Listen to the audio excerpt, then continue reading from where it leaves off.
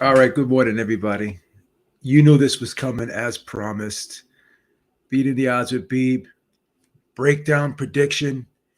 Errol Spence versus Yordenis Ugas next week. Well, actually, this week now. We're now officially in fight week. So this upcoming Saturday, we got Spence versus Ugas. Now let's talk about the odds real quick. Errol Spence is a minus 350. Yordenis Ugas is a plus 275. So Spence is roughly a 3-1 favorite, just as Manny Pacquiao was roughly a 3-1 favorite over Yordenis Ugas. So even with that big victory over Manny Pacquiao, with most people picking Manny Pacquiao in that fight and Ugas scoring the upset, there's still not a lot of faith out there in Yordenis Ugas. Now, we're going to go through some of the things that everybody already knows. We know Errol Spence is coming off the retina surgery, right? We knew he had the car accident, right? So we knew that that was an issue or a potential issue, right? But I'm going to go over some things that Errol Spence has said during the build-up to this fight. Before I get into the X and O's, I'm going to talk about some of the things that Errol Spence has said leading up to this fight.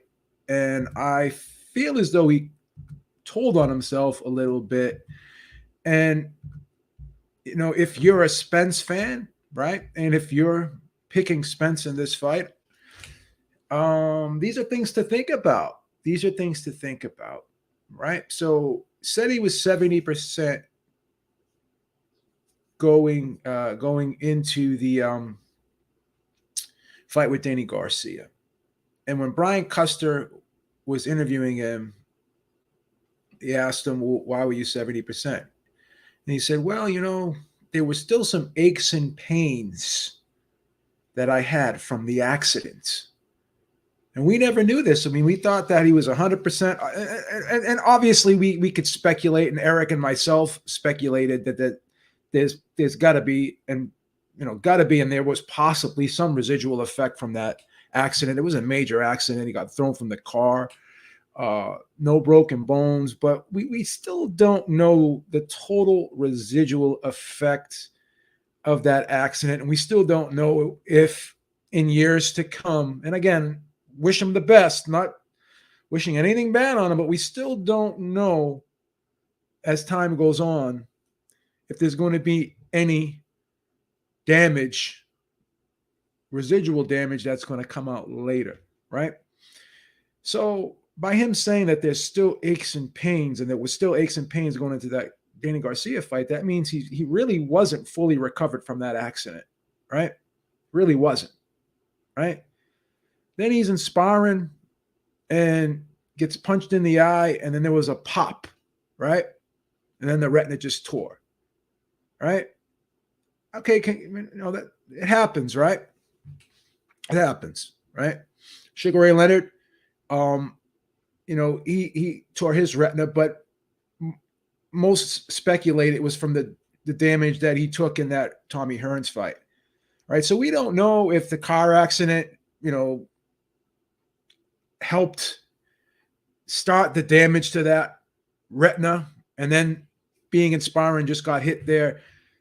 That was the final blow that kind of made it detach, right? We don't know, because when you bang your head sometimes in the back, you get hit real hard in the back of your head, it could cause the retina to loosen or dislodge slightly, right?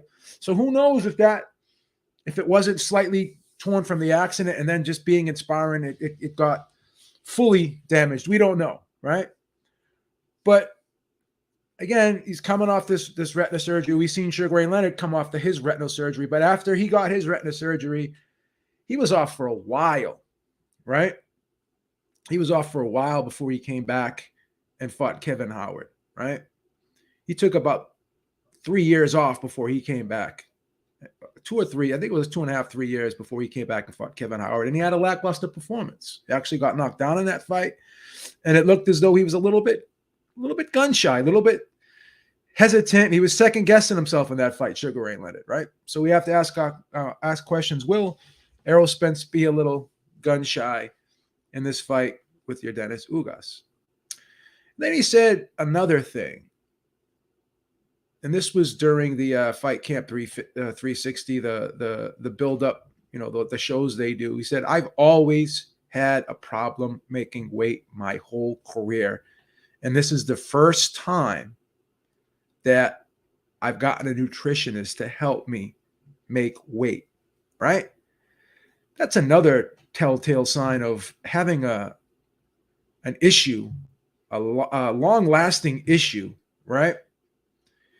And now, late in your career, something like 33 fights in or something like that, now you're addressing the issue, right? Now you're trying to solve the problem. Okay, that's great.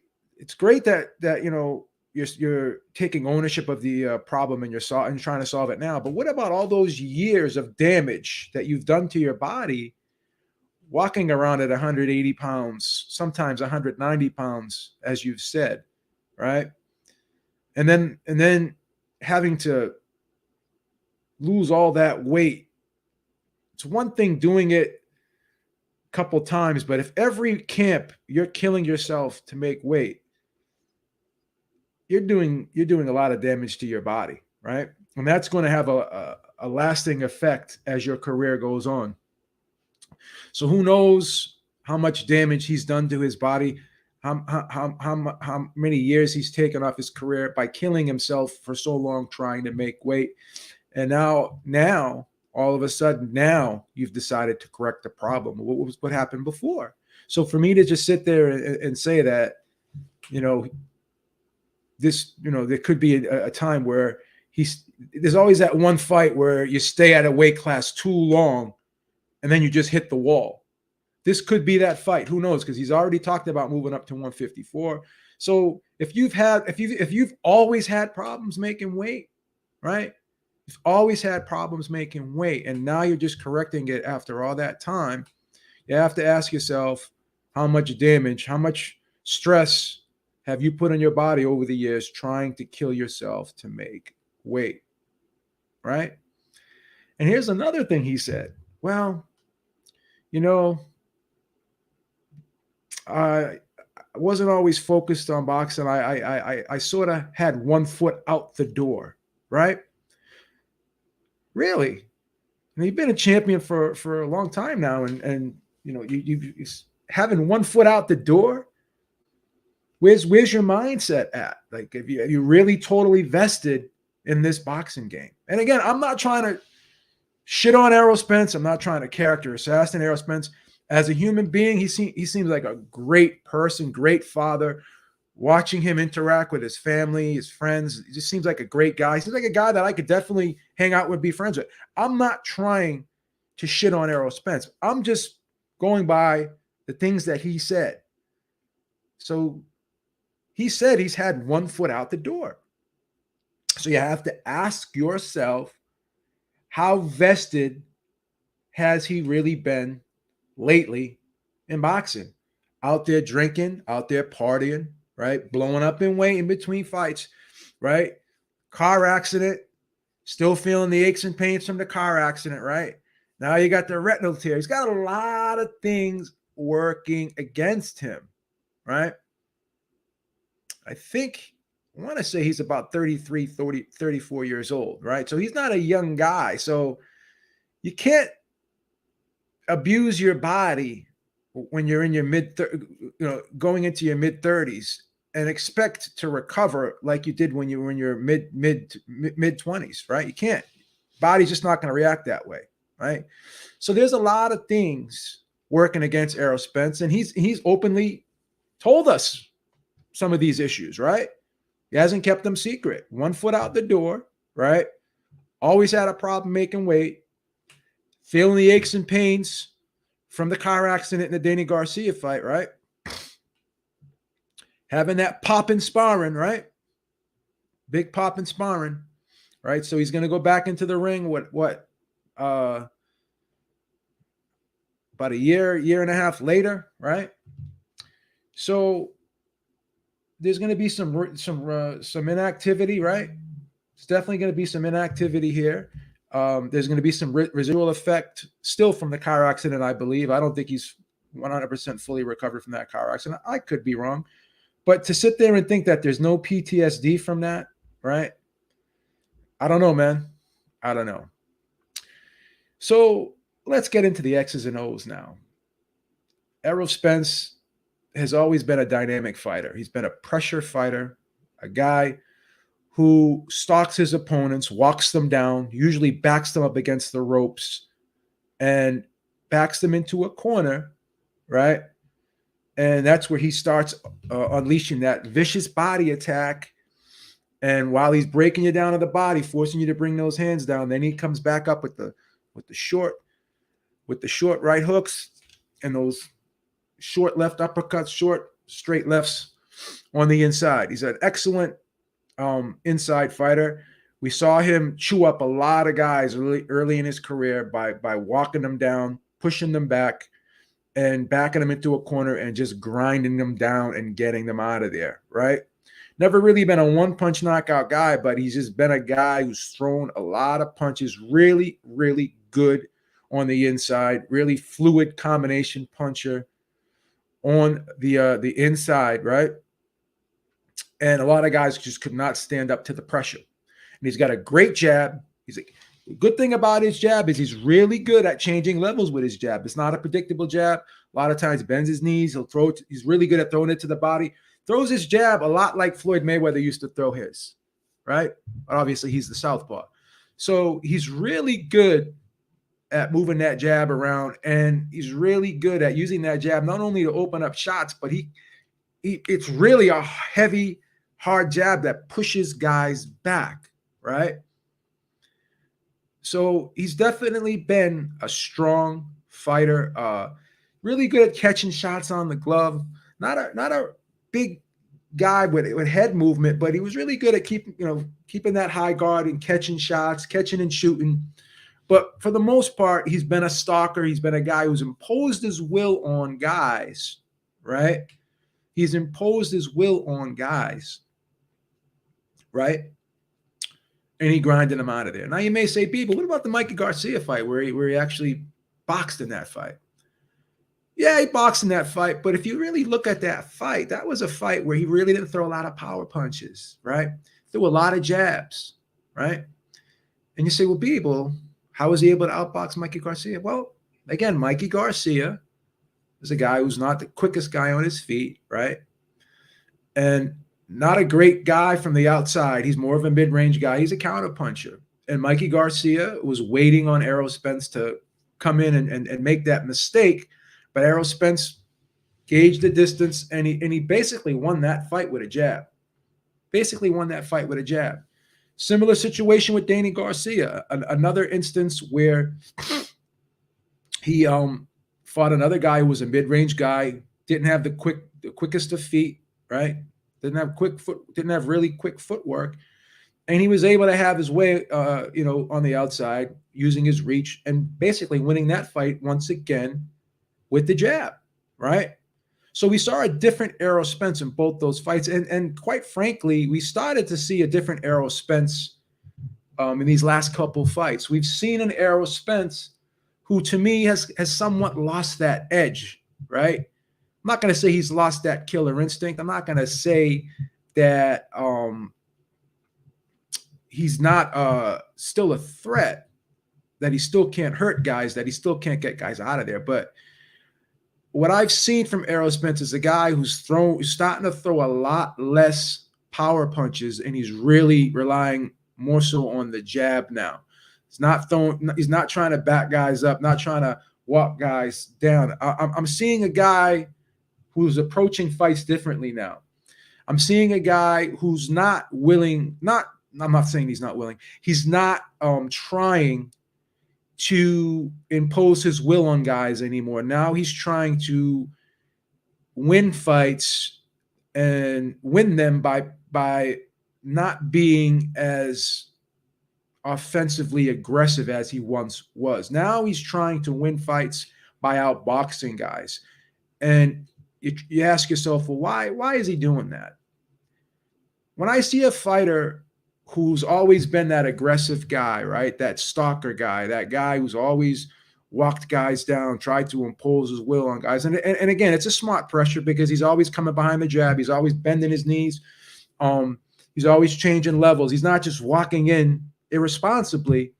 He's trying to, push you back with the jab, knock you off balance, and force you on the defensive, right? And then he unleashes his barrage of body punching and short hooks upstairs and short 45-degree left hands, uppercuts, right? But now we're seeing a guy who's not trying to push a guy back. He's trying to fight in the center of the ring now, more so. He's trying to be this boxer guy. He's throwing a lot less power punches. He's throwing a lot less body punches. Beeb, why now? Why is he doing this now? There's a lot of reasons why a guy would do that. Number one, some people will say, well, maybe he's a little gun shy. Maybe he doesn't want to, step into the kitchen and put himself in danger, because when you're in there trying to walk a guy back, stepping in with power shots, you can be countered, right? You can be countered. Whereas you hold your ground from the outside, you're not in that danger zone, right? So you're trying to not put yourself in that danger zone when you can be countered back, right? That's one reason why a fighter may change that. As he gets older, he's starting to realize, I got to think of my life after boxing, right? And I have to preserve my physical health. So why am I going to step in there and be this killer like I was earlier in my career, right? And as the competition gets better, I may not be able to get all these guys out of there, so I'm going to have to try and outbox them. I get that, yeah, right?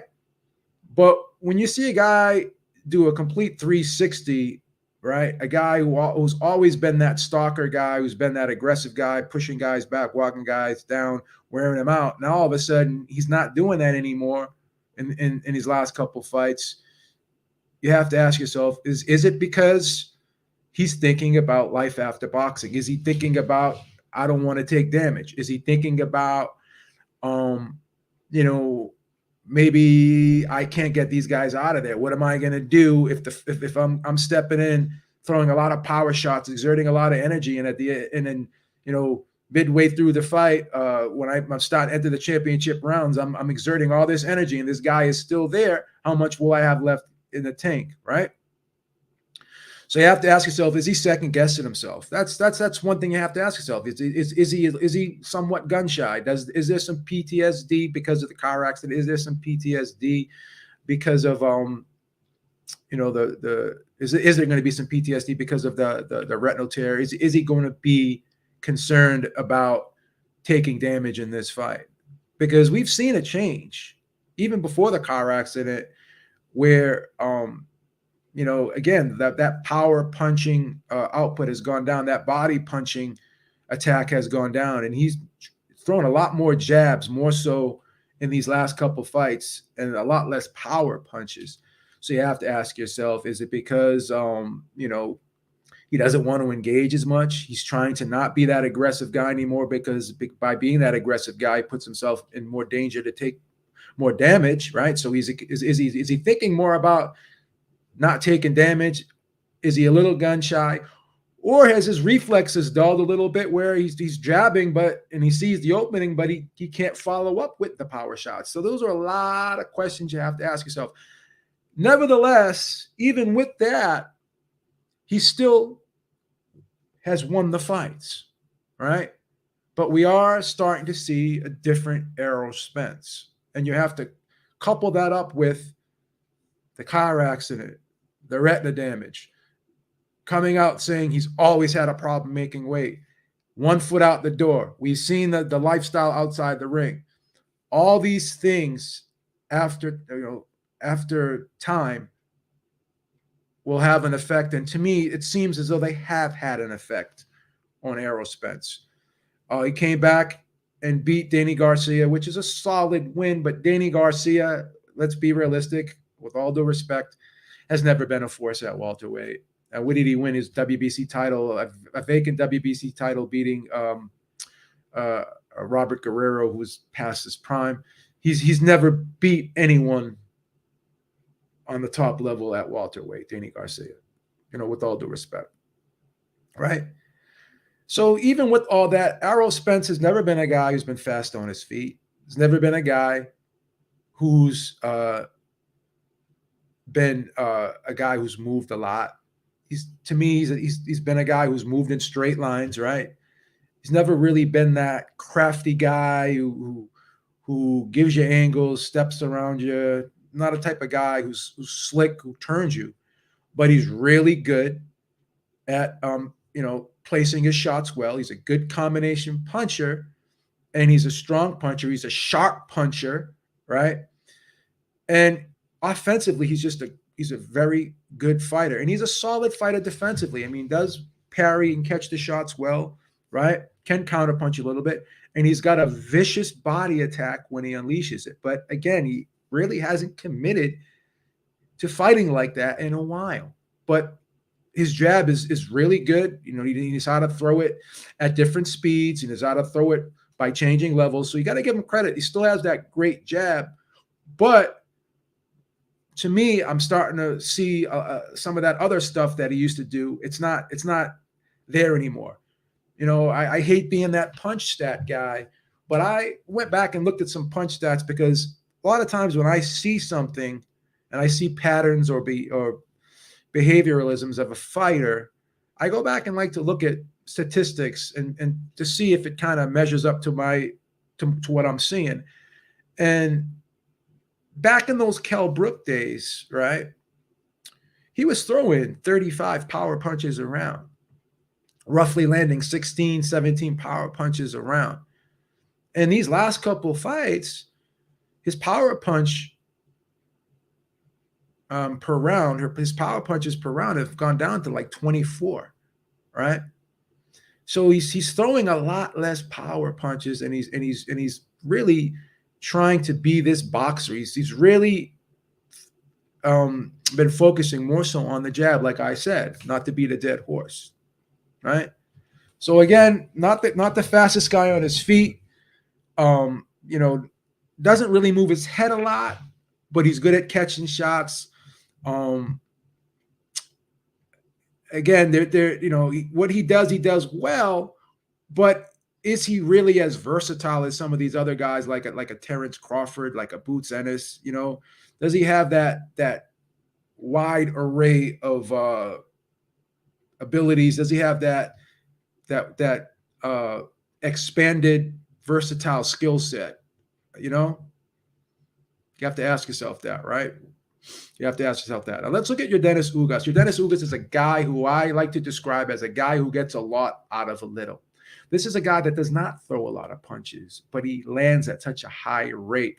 This is a guy that does a lot of subtle things to open up his shots. He's constantly stepping around his opponent, never standing straight in front of his opponent. But when he does choose to stand in front of his opponents on occasion, when he does decide to hold his ground in the center of the ring, he's hard to push back.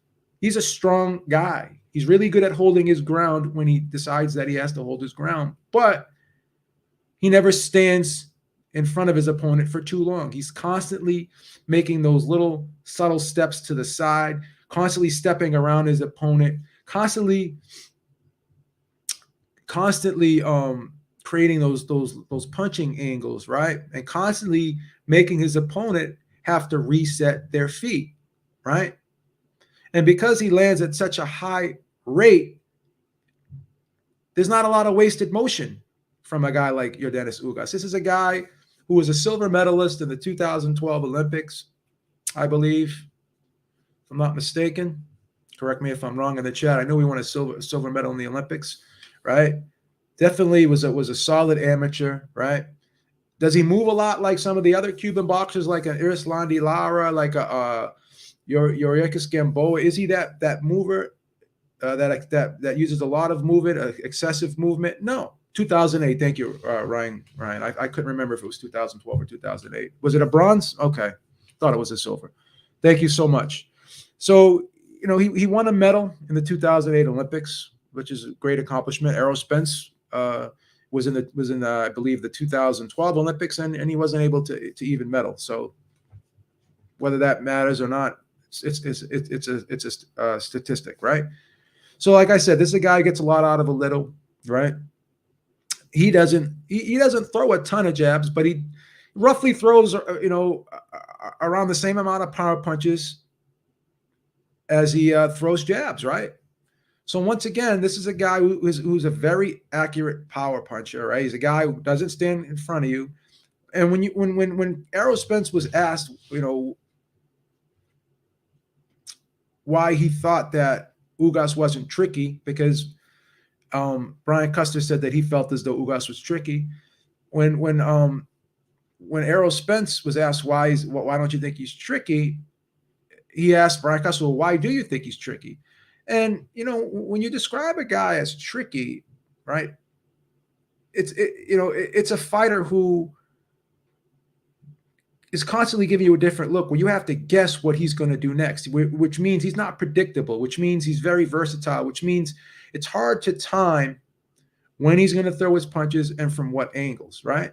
So like I said, Yordenis Ugas is really good at getting a lot out of a little, doesn't have to throw a lot of punches, but he's really good at threading the needle. You give him that little space, he's going to hit you. He's a real accurate puncher, and he's a good body puncher.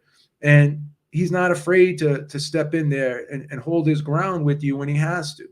So you got a guy, Errol Spence, who's going to constantly come forward, right? Who's going to be really working his jab this fight. But Yordenis Ugas, I believe, is going to catch that jab on the way in. He's going to step around that jab, and he's going to try to take that range away from Errol Spence. Now, will Errol Spence be able to fight him in the center of the ring and hold his ground? Well, Errol Spence really has shown most of his success when he backs a guy up against the ropes or when he backs him in a corner. That's where he's most dangerous. I think in this fight, where he'll be the most vulnerable is in the center of the ring, where you got a guy, you're giving a guy space and you're giving a guy room where he can step around you, right? Where he can maneuver himself around you, create those punching angles for himself, right? And Ugas is really good at shortening up those shots on the inside. He's really good at throwing that overhand right from the outside, which is the killer for the southpaw, right?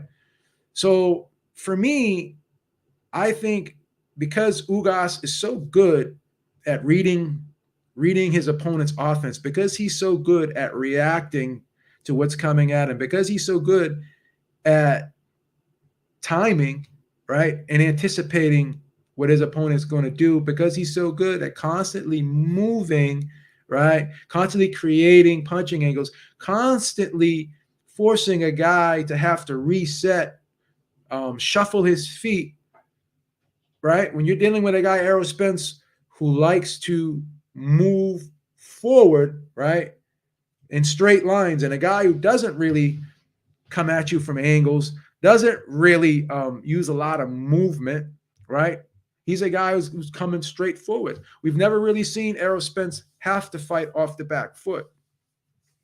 So what's going to happen in the center of the ring, right, when Ugas decides to step in, right, reel off a quick flurry, and then he just constantly is turning Spence, right? And he's constantly forcing Spence to have to reset his feet. And this is a Spence who I believe already doesn't have the quickest feet in the world, right? So, as I said before, he's always had success outboxing guys who aren't really quick on their feet, who aren't really outside fighters, who are more mid-range guys. This is a guy, Ugas, who can hold his own on the inside, who can throw shots to the body, who's not afraid to mix it up on the inside. But thing is he fights at his pace. He fights at spurts. So sometimes he may start a round slow, then there may kind of be a lull in the middle of the round, and then he'll pick it up and finish it fast, right? Or he may start a round slow and then pick it up in the middle and finish strong in the end. So again, you have to time these spurts. You have to try to time these punches. And again, when a guy is constantly punching from angles, everyone thinks, oh, well, the guy's creating angles for himself. What does that really mean? But when a guy creates angles for himself, right, and he's looking at his opponent, and his opponent is looking straight ahead, and when his opponent is stepping around, creating that punching angle, he's going to be punching from a blind spot, right? So people were sitting there asking, saying to me, people, how's Fundora gonna outwork Lubin on the inside when he's so tall and Lubin is the shorter guy, he's gonna have the advantage on the inside. And I said, well, again, that's not always the case, because once again, Fundora is a very, very capable inside fighter. But here's the thing: when you got a guy who's so tall, right? On the outside, you can glance down at a guy's feet. You can kind of look at the torso, the hips. You can see the shoulders better, right? Because you have space. It's easier to pick up on those things. So you can see when a guy is when a guy is shifting his hip, right, and opening up his right shoulder, a hook is coming. But on the inside, it's harder to do that with the guy who's so tall like that, because you're not looking at his shoulders anymore, right? You're not looking at his shoulders anymore. So you got a guy in Fundora who's throwing that uppercut from a blind spot, right? Because you can't see it. He basically just drops his elbow and just pops his arm up, right? Just throws that short looping uppercut. It's like a drop, and it's such a subtle movement. He doesn't even. He's not really bending down and sitting down deep and coming up and really showing you that dip in the shoulder. All he's doing is just doing that little a subtle drop in the hip and just going like that. It's such a short, abbreviated movement that it's hard to time that, right? And he's throwing it from a blind spot, because if he's 6'5", you're 5'9", you're looking at the guy at the bottom of the guy's chest. You can't see his shoulders, so it's hard to see him throw that uppercut. It's the same thing with Ugas. If Ugas is constantly stepping around you, right, and you're Errol Spence and you're coming forward, and this guy's just constantly stepping around you, constantly turning you, then he's creating a blind spot to land his punches.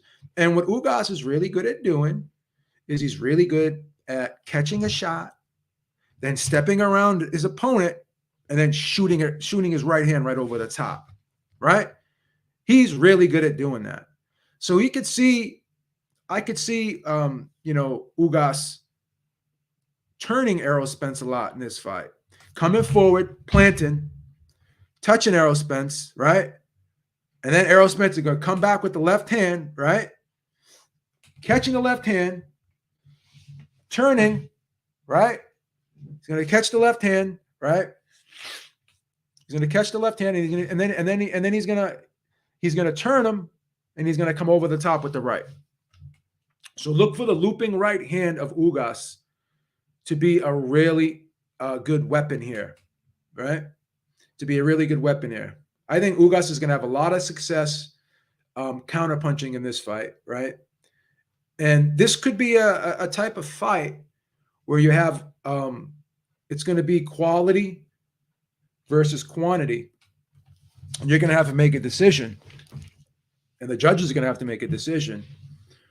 Basically, what are they going to go for? The quality or the quantity? And in this situation, the quantity could be so great, right? The quantity could be so great. Like Ugas could be landing those punches that are just eye-catching, and Spence could be the guy who may be looking like he's trying harder, but may not be looking like he's landing those shots, right? May not be looking like he's landing those shots, right? So again, we could see like, Spence coming forward, right? We could see Ugas meeting him in that center of the ring, right? And we could see, Spence trying the jab, right? Trying to get that jab off, right? You could see Ugas slipping it. And as he's slipping it, boom, right over the top, he can come with that right hand, right? We can see that. That can definitely happen here. So in my opinion, I think the craftiness of Ugas, right? And I do think he is tricky because once again, you don't know what he's going to do. because he's fighting in spurts. You don't know when he's gonna start to take an offensive posture, right?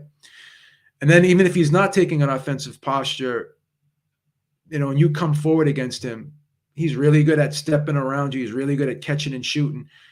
And we saw it against Sean Porter. I mean, that if you ask anybody, most people thought Ugas beat Sean Porter, and Sean Porter's got very quick feet. He's very aggressive, right?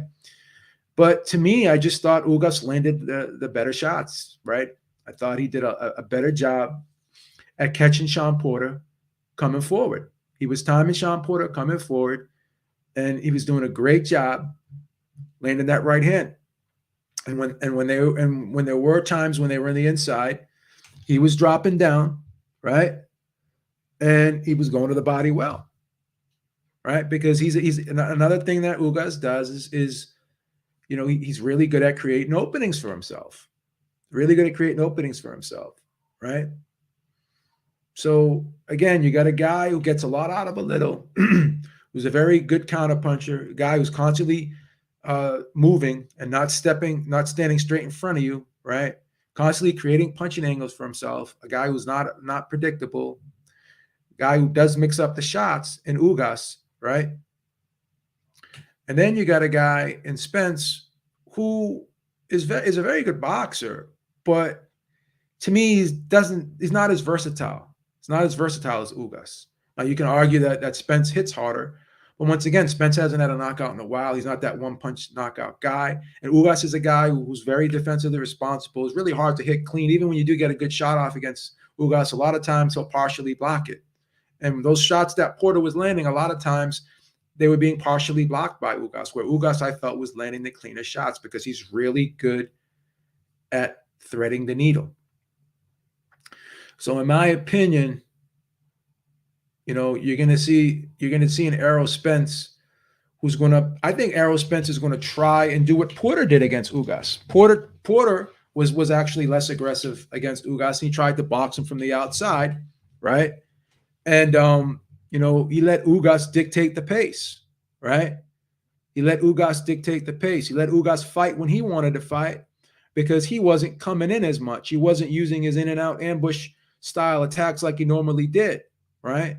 So if Spence is going to sit there and wait on Ugas on the outside and just use his jab like he's been doing lately in these last couple of fights, if he waits on Ugas, right, then I think that Ugas is going to land the higher quality shots because Ugas is going to step in, right? He's going to step in. He's going to catch the jab on the way in, step in, drop to the body, land that right hand to the body, then slide off, and he's going to come over the top with the looping right hand to the head. That's what I see. So I think the big weapon here is going to be that looping right hand over the top, which is a great weapon for Ugas.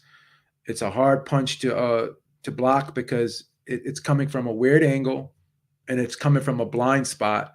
And I think that's going to be the key punch here, in my opinion. I think Ugas clearly beat Porter, right?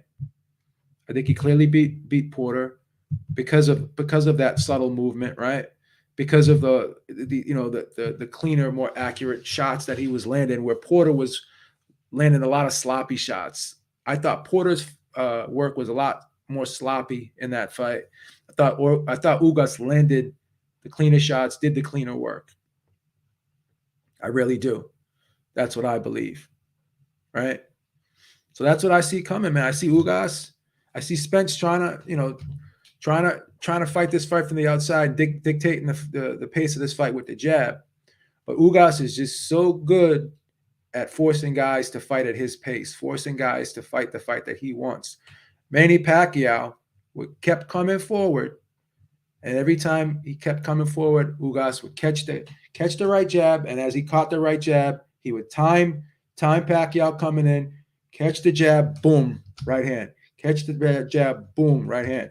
When Beeb, what about Spence? What if he changes levels and tries to drop to the body? Again, Ugas is really good at just turning his body, shifting it. I think he's just going to be catching the jab and coming over the top with the right hand tonight. That right hand is going to be a killer weapon for Ugas. And as soon as he lands that right hand, He's going to drop that left hook to the body, turn. That's what it's going to be. Going to see a lot of excellent counter punching from Ugas.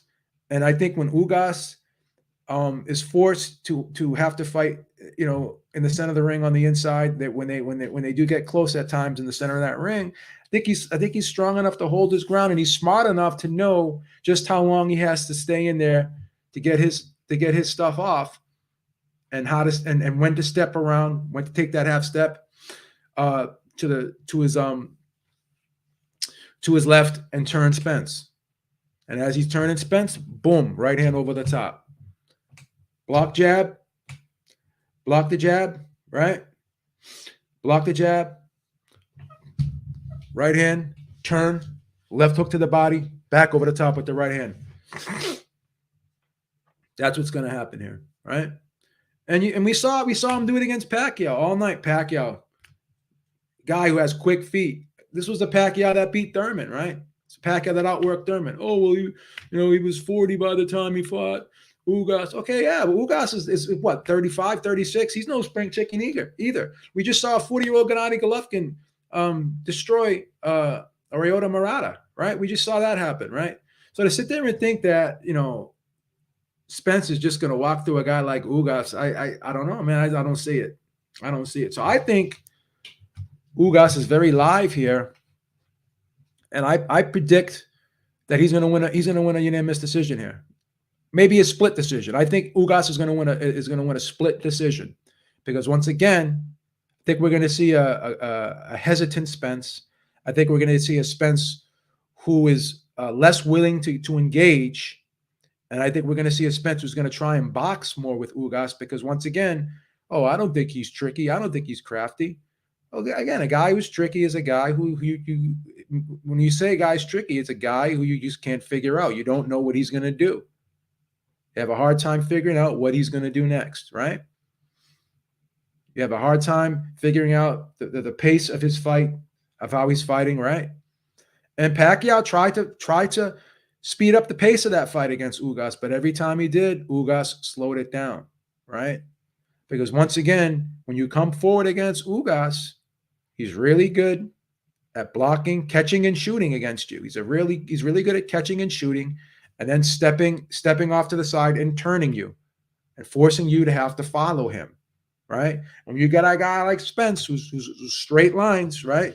Straightforward, guy who really hasn't shown the ability to fight off the back foot, guy who doesn't really attack from angles, a guy who doesn't throw a lot of punches from angles. This is a guy that likes to back you into a corner. This is a guy who likes to back up against the ropes. And when he does have you in the center of the ring, what does he like to do? He likes to throw straight shots, right? Spence is a guy who doesn't really fight in the mid-range very often, right? He's a guy who likes to, throw that straight left from the outside, right? That right jab straight left from the outside, or he likes to get on the inside and he likes to grind you out with body shots and short uppercuts and hooks.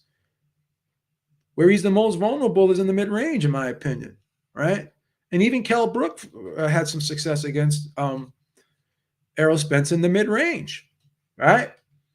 Because that fight was pretty competitive up until the time that Spence stopped Brook. It was a close fight up until that point, because I thought Brook was holding his own in the mid-range, right? So the big problem, I think, for Spence is going to be, I think he's going to try and fight this fight in the center of the ring. I think he's going to try and box, and by trying to box Ugas, I think Ugas is going to be effective at counterpunching him. If Ugas is going to have to worry about mostly a jab all night, he's just going to catch that jab, and he's going to catch that jab and come back with his right hand, and he's going to slide in, and he's going to turn, and he's going to slide in, drop the left hook to the body, turn Spence back over the top with the right, and then slide back, and he's going to reset. Marion Brown says, I don't think you're giving Spence enough credit. You're talking like he's one-dimensional. Here's the thing. I'm not going to go as far as saying he's one-dimensional, but what I will go as far as saying is he doesn't have as many dimensions as Ugas. That's the thing. When you got a guy who is not as multifaceted as another guy, right? I'm going to go with the guy who has more tools in the toolbox, in my opinion.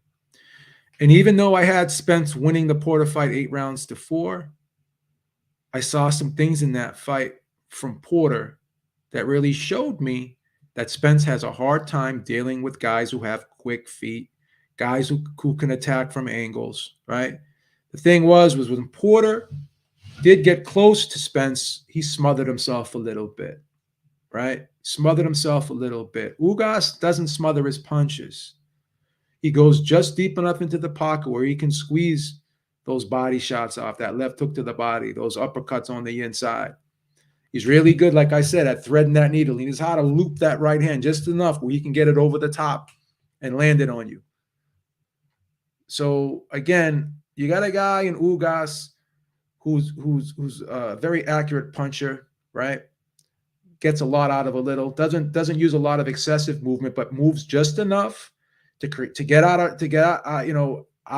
harm's way. Moves just enough to get out of harm's way.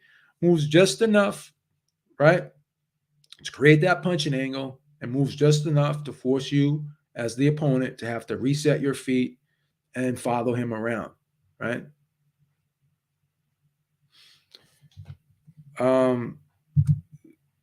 If Ugas is that good, why does he have 4 losses? I haven't followed his career. So you just answered your own question. Follow his career and come back and we'll have a conversation. I followed his career. I'm doing a video because I'm doing a video on these 2 fighters because I followed their careers. If you haven't followed their careers, then you disqualify yourself from the conversation. You can't, if you're questioning me and I've done the research and you haven't, then what do you want me to say? What kind of statement is that? Whoa. What kind of statement is that? So yes, I'm picking Ugas in this fight. I think the craftiness of his subtle movement, I think his ability to time fighters, and I think his great timing in this fight, and I think his counter punching, and I think just how accurate of a puncher he is, right? Just how accurate of a puncher he is. I think all those things are going to be in his favor.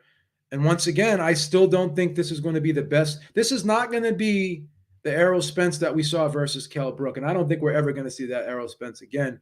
And that's the Errol Spence that would have to show up in this fight for him to be successful. And if that Errol Spence that we saw against Kell Brook does not show up for this fight, then I think he's gonna get outboxed there. I think he's gonna be the recipient of catching the much cleaner blows, right? And like I said, this is going to be a battle of quantity versus quality. This is going to be a battle of a guy who's going to throw a lot of jabs, may not land them all, but again, there's always going to be that impression that the guy who's trying harder is doing more. So he may win rounds based off of that. But, you know, the fight's going to be in Texas. Is Errol Spence the A-side? Yes. But again, Texas judges tend to go with the guy who lands more power punches. And as I said, Errol Spence is throwing and landing a lot less power punches, than he has in the past. Where Ugas lands just as many power punches as he does jabs. And, you know, this is a guy who's going to be landing cleaner, in my opinion. So I think that these punches are going to be so eye-catching that it's going to be hard for these judges to not give Ugas some of these rounds. So could this be a controversial ending? Absolutely. Could this be a fight where you may see one of those crazy wide scorecards in Spence's favor? Yes. But at the end of the day, we got to play the law of averages, right? And there's been a lot of heat on boxing judges lately, right? And we're seeing judges get suspended. We're seeing judges get punished now. We're seeing judges really, really being called out now. Their feet is being put to the fire. So will these judges want to subject themselves to this criticism? Does the commission want to subject themselves to unwarranted criticism? Right. So I just think this is going to be a tricky fight for Spence. It is going to be a complicated fight for Spence. And I think he is going to have a hard time getting his offense off because, again, you're going to have a guy who's going to constantly be countering you, a guy who's constantly going to be stepping around you, a guy who's constantly going to be making you have to reset your feet, right? And because Errol Spence doesn't have the quickest feet in the world, and we've seen Errol Spence, have problems against a guy like Porter who had quick feet. And we saw what Ugas did with Porter. I thought Ugas's fight, to me, against Porter was more impressive than Errol Spence's fight against Porter. I had Ugas winning that fight 9-3. I had Errol Spence winning it 8-4, but a lot of those rounds Errol Spence was winning, I thought they were tough rounds. They were tough rounds. So they do have that common opponent in Sean Porter. And to me, I just think that Ugas did a better job against Porter than Spence did. So I'm going to go with Spence. I'm going to go with Ugas here.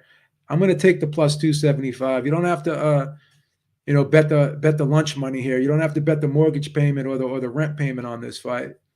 But you're getting a plus 275. I think it's worth a shot. I think Ugas is very live here. I do think he's the more crafty, trickier fighter. And you have all those things against Errol Spence working against him: car accident, the retina tear, possibly staying at a weight class too long. Told us that he was having problems making weight his whole career. Told us that he had one foot out the door. Right, first time in his life that he's using a nutritionist. Has the damage already been done? Can this be corrected all in one camp? Could the years of abuse, of partying, getting too heavy in between fights, not always training, right? Whereas you got a guy like Ugas who eats, sleeps, and drinks boxing. This guy's shredded. Never looks heavy when you see this guy. Guy who's dedicated, a guy who's coming off a great victory, right? You got a guy who's got all the confidence in the world, and we got another guy in Spence who we don't know where he's at mentally in this fight. We don't know. So I'm recommending taking Ugas, taking a shot on Ugas at the plus 275. I think it's a good bet. I think it's a good value bet, and I believe he's going to win a 12-round split decision. I think one judge is going to be crazy here. But I do want to see, let's see if we can take a look and see who the judges are here.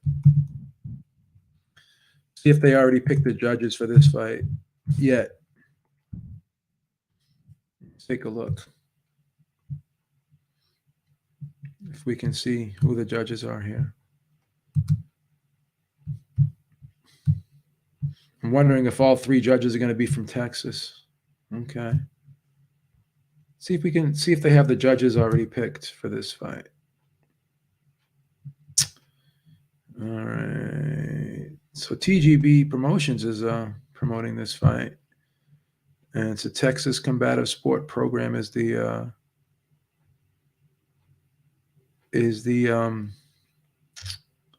commission, obviously. So let's see if we can find if they've picked the judges already. Spence. Ugas judges.